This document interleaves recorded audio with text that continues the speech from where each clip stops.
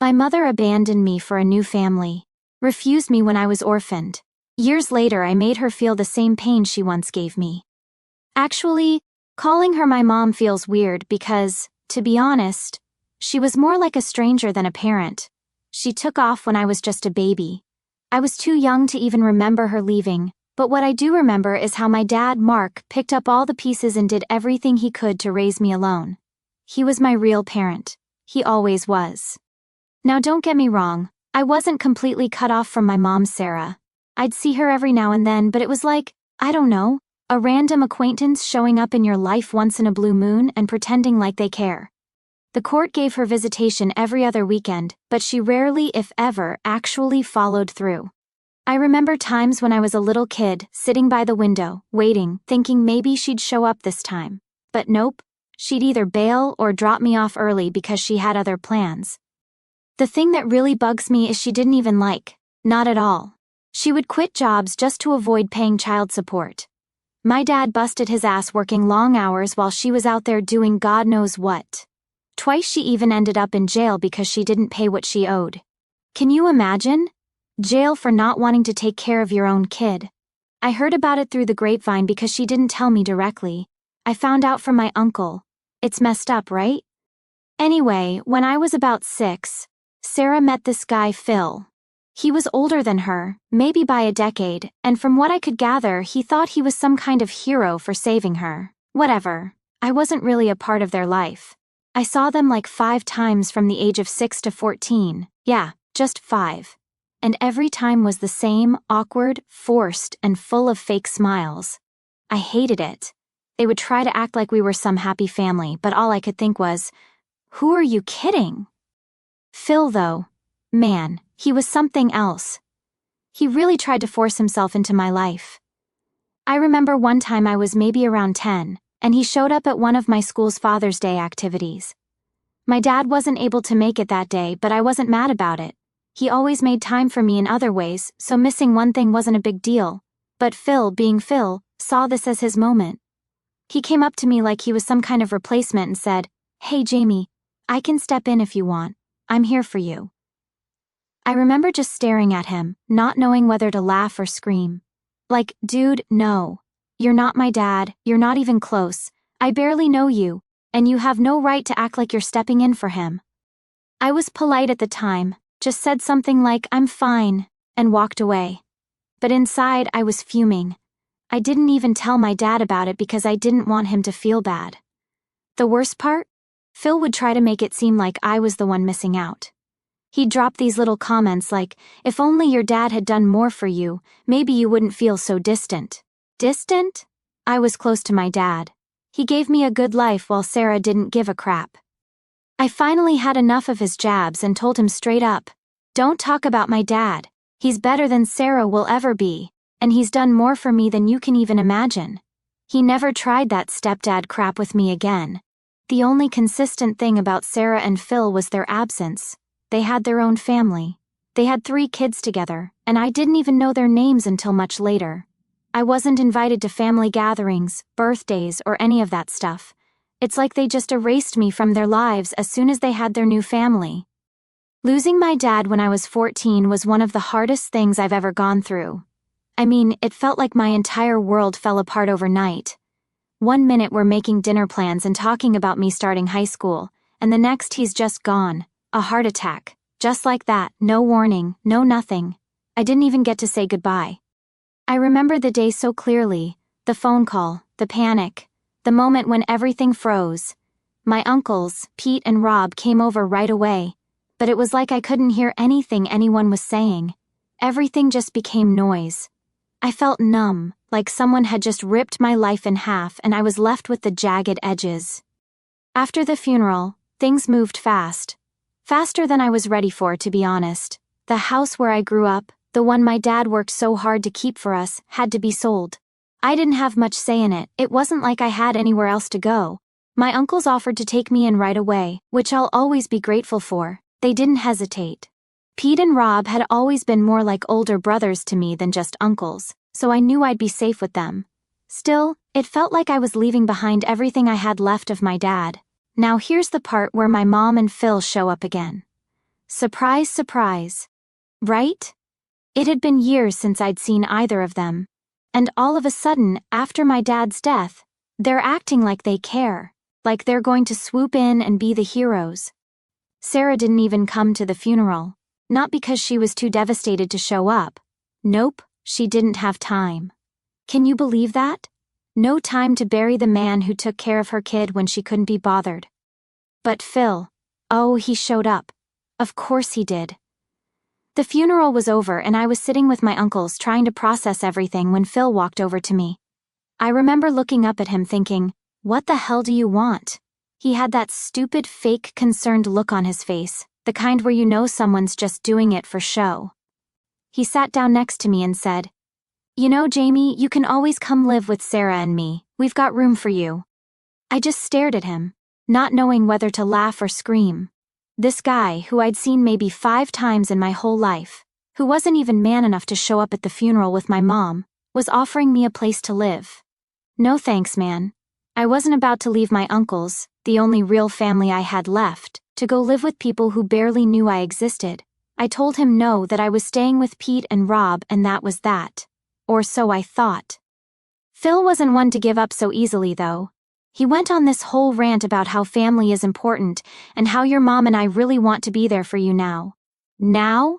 Where were they when I was a kid, huh? Where were they when I was sitting by the window waiting for Sarah to show up for her court-ordered weekends? Now they want to be parents? Too little, too late. I shut him down pretty hard after that. Told him I didn't need their pity or their help. That my dad had raised me just fine without them, and I wasn't about to let them waltz into my life now just because it was convenient for them. Phil didn't like that. His face got all red, and he started sputtering about how I was just a kid and didn't understand how hard things had been for Sarah. Oh please, I wasn't about to sit there and let him talk down to me like that. So I said, hard for her? My dad's the one who had to pick up the pieces after she ditched me. Don't even try to act like she's the victim here. He stormed off after that. But not before throwing in some passive-aggressive comment about how I'd regret cutting them out of my life. Yeah, sure. Like I was going to lose sleep over not having Sarah and Phil around. Please. After that, I packed up my stuff and moved in with Pete and Rob. They were amazing, honestly. I was grieving, but they gave me space to process everything in my own time. They didn't push me to move on or get over it. They let me be angry, sad, confused, whatever I needed to feel. They let me feel it, and that's something I'll always be thankful for. The move itself was weird. Leaving my childhood home, the place where I had all these memories of my dad, was hard. Every room reminded me of him, whether it was the kitchen where we'd cook together or the living room where we'd watch movies every Friday night. It wasn't just a house to me, it was the only place I'd ever felt truly safe. But it was gone now, just like my dad, and there was nothing I could do about it. The first night at Pete and Rob's place, I barely slept. I kept expecting my dad to walk in and tell me everything was going to be okay. But he wasn't there, and it wasn't okay, not by a long shot. I tried to keep myself busy after that, throwing myself into school and anything else that would keep me from thinking too much. But no matter what I did, it always came back to that emptiness. The fact that my dad wasn't there and he never would be again. And you'd think that after everything, Sarah and Phil would just leave me alone, right? Wrong.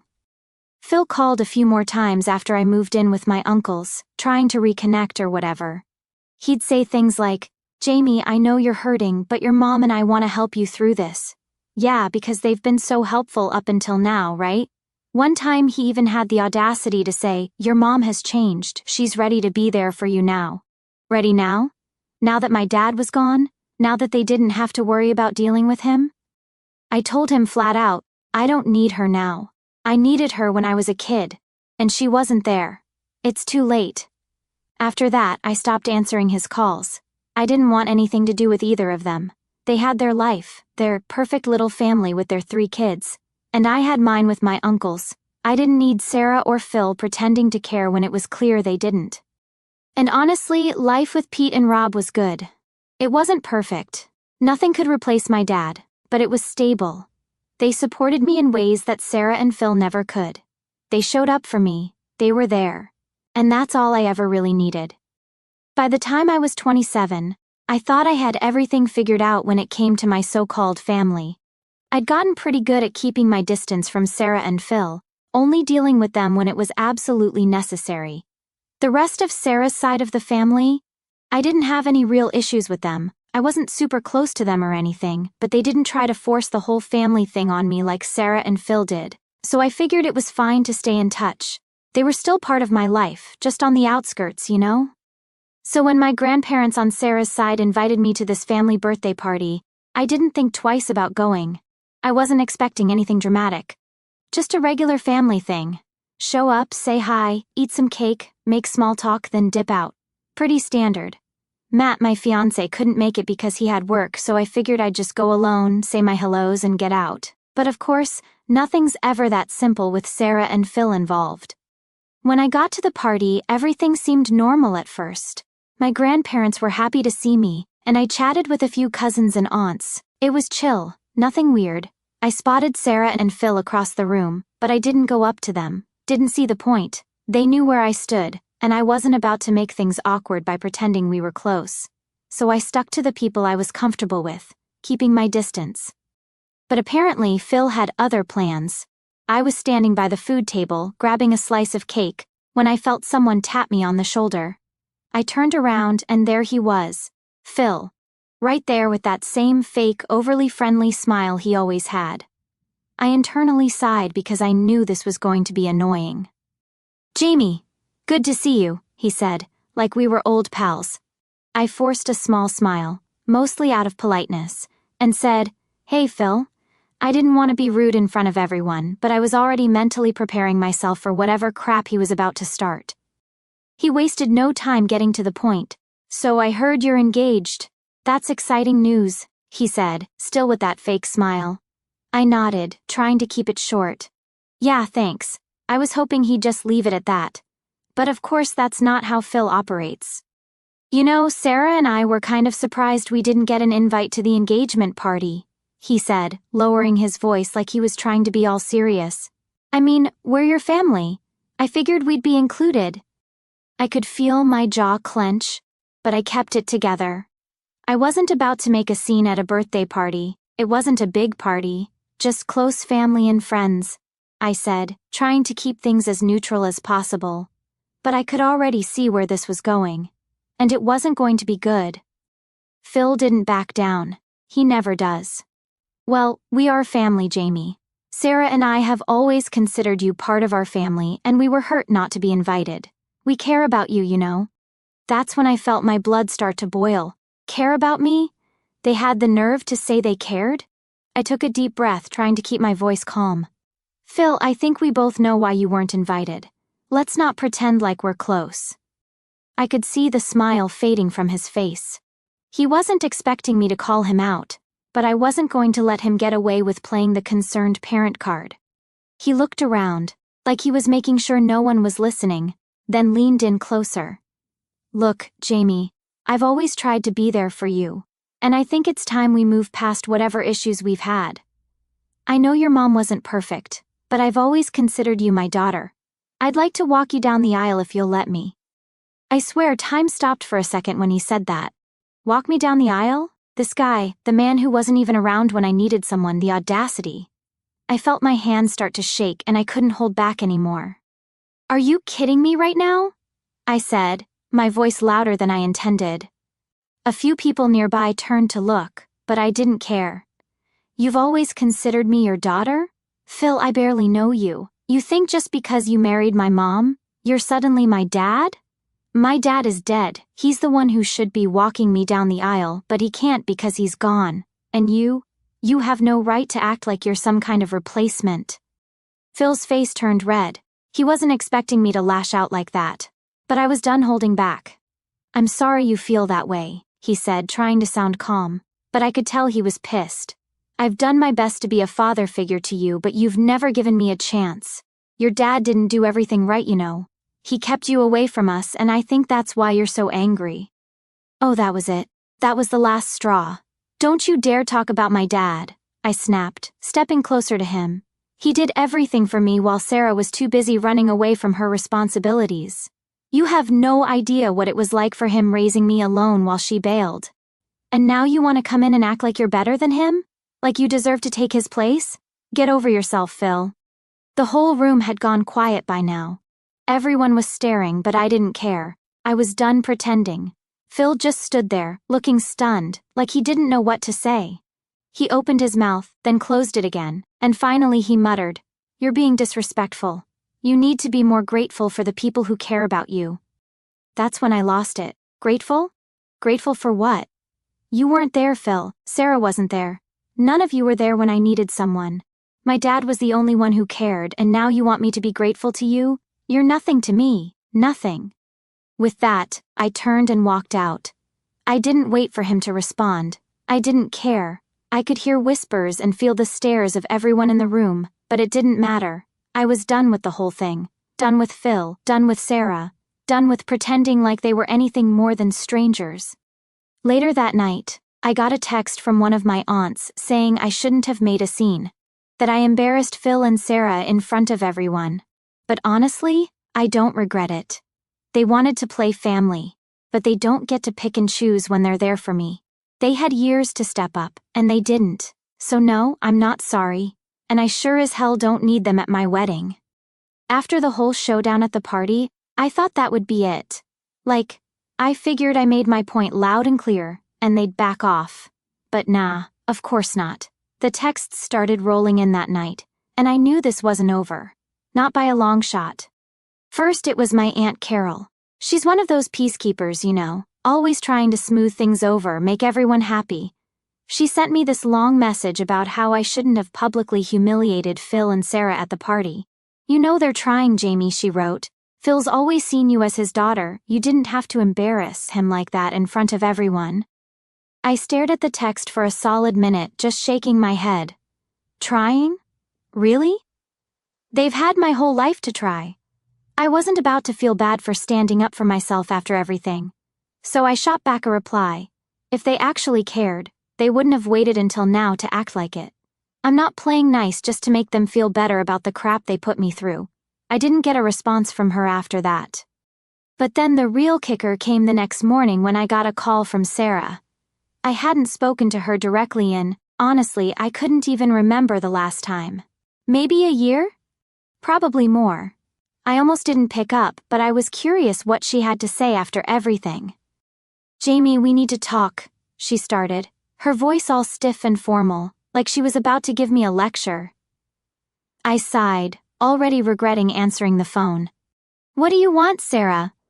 "I heard what happened at the party," she said, like she wasn't even there. "And I have to say, I'm really disappointed in you. You didn't have to lash out at Phil like that. He's only ever tried to help." I couldn't help but laugh at that. Help? Are you serious right now? The only time Phil's ever tried to help is when it's convenient for him. He thinks just because he married you, he can waltz into my life and pretend to be my dad.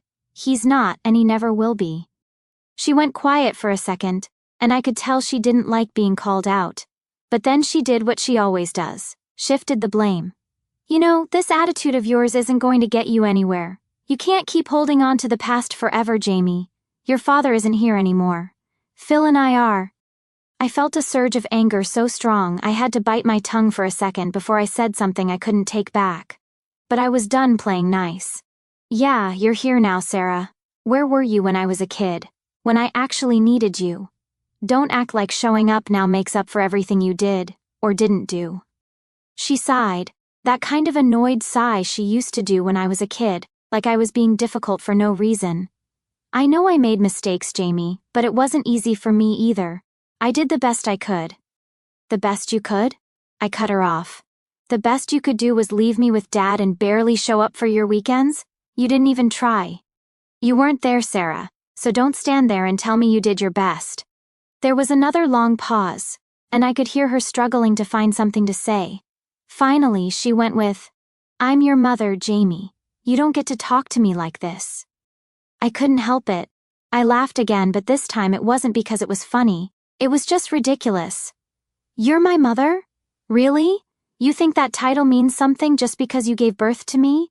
You lost the right to that a long time ago. You weren't a mother then, and you're not one now." That must have hit a nerve because her voice got all sharp and defensive.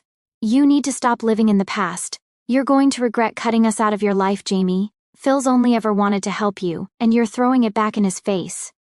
At that point, I was done. Done with the guilt trips, done with her excuses, done with her trying to make me the bad guy. No, Sarah. The only thing I regret is wasting my time thinking you'd ever care. Don't call me again. And with that, I hung up. I sat there for a few minutes, just staring at my phone, trying to process everything. Part of me was pissed. Pissed that she still didn't get it, pissed that she was trying to make me feel like the villain in this whole thing. But another part of me, I felt free, like a weight I'd been carrying for years had finally been lifted. I didn't owe them anything, not my time, not my forgiveness, nothing. But of course, it didn't stop there. Later that day, my cousin Brianna called. She's closer to my age, and we'd always gotten along fine, so I figured maybe this call would be different. But nope. Jamie, I heard what happened. Are you okay? She started. It seemed genuine enough, so I let my guard down a little. Yeah, I'm fine, it's just, they don't get it. They never will. Brianna sighed, and I could already tell where this was going. I get that you're upset, but don't you think you were a little harsh? Phil's been trying, and Sarah, well, she's still your mom, you know. I groaned. Not you too, Brianna. I don't want to hear it. They didn't try. They didn't show up for me when it mattered, and now they think they can just waltz back in and play family? It doesn't work like that. I know, she said, trying to sound understanding. But they're still family. Maybe you could just, I don't know, meet them halfway? I could feel my patience wearing thin. Meet them halfway? How about they meet me halfway for once in their lives? I'm done bending over backward to make them feel better about what they did. Brianna went quiet, and after a few awkward seconds, she just said, Okay, I get it, I'm sorry if I overstepped. I didn't want to be mad at her. It wasn't her fault. But I was tired of everyone making excuses for Sarah and Phil. Tired of people acting like I was the one who needed to fix things when they were the ones who broke it. That night, I sat down with Matt and told him everything that had happened. He listened like he always does and just said, You don't owe them anything, Jamie. You've done more than enough. It's okay to let go. And that's when I realized he was right. I didn't need to keep carrying this weight anymore. I didn't need their validation, their approval, or their version of family. I had my own life now. My own future to build with people who actually cared about me. So I blocked Sarah and Phil's numbers. And for the first time in a long time, I felt like I could finally breathe. I thought that after blocking Sarah and Phil, things would calm down. That I'd get some peace, and they'd finally get the hint. But of course they didn't. I should have known better. Instead, they took things up a notch. I wasn't answering their calls or texts, so Phil decided the next best thing was to show up at my apartment. Yeah, you read that right. The guy literally showed up at my front door, unannounced, like we were close or something. It was a Saturday afternoon, and I was just hanging out, trying to enjoy a quiet weekend. Matt was out running errands, and I was catching up on some stuff at home. I heard a knock at the door, and I wasn't expecting anyone, so I figured it was probably just a package or a neighbor. But when I opened the door, there was Phil, standing there like he belonged. I stared at him, speechless for a second. What are you doing here? I finally asked, not even trying to hide the irritation in my voice. We need to talk, he said, all serious, like this was some kind of intervention or something. You've been ignoring us, and that's not fair. We deserve a chance to explain ourselves. I crossed my arms, blocking the doorway. I've heard all your excuses, Phil. There's nothing left to explain. He looked frustrated, like he couldn't believe I wasn't just letting him in. Jamie, this has gone on long enough. Your mom and I want to fix this. We're your family, and you're shutting us out. I laughed. Not because it was funny, but because it was just so typical of him. Family? You don't get to show up now and act like you've been family all these years. Where were you when I was growing up? Where was Sarah? You can't just ignore someone for half their life and then show up when it's convenient. Phil stepped forward, trying to inch his way into the apartment, but I wasn't budging. We didn't ignore you. Your dad... Don't! I cut him off, my voice sharp. Don't you dare bring my dad into this. He was there for me every single day while Sarah bailed on me. You've got no right to speak about him. I could see his face getting red, and I knew I hit a nerve. But I didn't care. I was done holding back. "I'm just saying," he started, clearly trying to keep his cool. "Your dad didn't make things easy for us. He never let us get close to you." I felt my blood boil at that. "Are you kidding me? My dad didn't make things hard. Sarah didn't even try. And you're just as bad. You showed up a handful of times and acted like you were doing me a favor. Don't stand here and pretend like you've been some kind of father figure to me. You weren't there." Phil's face hardened, and I could see he was getting angry now. "You need to stop living in the past, Jamie. You're an adult now. You can't keep blaming your mom and me for what happened years ago." "Oh, trust me, I'm not living in the past," I shot back. "But I'm not about to pretend like you and Sarah have changed just because you're suddenly interested in playing happy families. You can't rewrite history to make yourselves feel better." Phil let out a frustrated sigh and ran his hand through his hair. "We've been trying, Jamie. We've been trying to make things right. But you keep pushing us away. You're going to regret cutting us out like this." And there it was. The guilt trip. The same one Sarah tried to pull. It was like they'd rehearsed this or something. But I wasn't falling for it. "Regret?" I said, my voice dripping with sarcasm. "What exactly am I supposed to regret? Cutting out the people who weren't there when I needed them. Letting go of people who only show up when it suits them. No, Phil. The only thing I regret is letting you and Sarah back into my life at all." He just stood there, staring at me like I was some ungrateful kid who didn't appreciate what he was offering. "You're making a mistake," he said, his voice low and cold. "You're going to realize one day that you need us." I shook my head, completely done with this conversation. "No, Phil, I don't need you. I never did." And with that, I stepped back and slammed the door in his face. For a second, I just stood there, my heart pounding in my chest. I couldn't believe it had come to this. But at the same time, it felt like a huge weight had been lifted off my shoulders. For the first time in years, I felt like I was finally free of all the guilt, all the pressure, all the fake family nonsense that Sarah and Phil had been trying to push on me. Of course, it didn't end there. I heard him knock again, this time louder. "Jamie, open the door," he called through the door, his voice angrier now. "We're not done." But we were done. As far as I was concerned, we were more than done. I didn't even bother responding. I just walked away from the door and sat down on the couch, turning up the TV to drown out the sound of his knocking. After a few minutes, he finally gave up and left. Later that night, I got a message from Sarah. It was short and passive-aggressive, just like I expected. "I heard what you did. You'll regret this." I didn't even bother replying. I deleted the message and blocked her number again, this time for good. When Matt came home and I told him what happened, he just shook his head. "I can't believe they still don't get it," he said. "You've been more than fair with them." "Yeah, well, they're never going to get it," I said. "And I'm done trying to make them understand." And that was it. That was the moment I realized I didn't owe them anything. Not my time, not my forgiveness, not even a conversation. They had years to be there for me, and they chose not to. So now I was choosing to live my life without them. And for the first time, I felt okay with that.